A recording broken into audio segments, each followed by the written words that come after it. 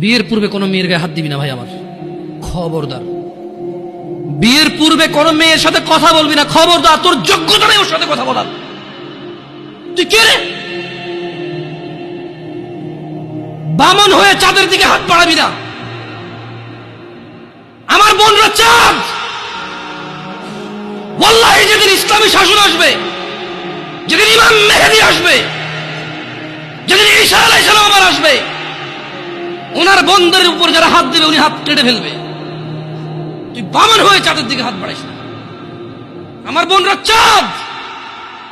ইসলাম মেয়েদেরকে চাঁদ বলেছে আর তোকে বামন বলেছে। বেটা তুই বেটা ছেঁড়া খাতায় শুয়ে লাখ টাকার স্বপ্ন দেখিস, বিয়ের আগে মেয়ের গায়ে হাত দিস?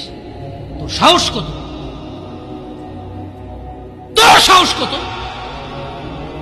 তুই জানিস না মুহাম্মদ সাল্লাল্লাহু আলাইহি সাল্লাম বলছে নেক স্ত্রী দুনিয়াতে যা আছে ওর চেয়ে বেশি উত্তম। তুই কি করে ওর গায়ে হাত দিস বিয়ের আগে? তোর সেই যোগ্যতা আছে বল?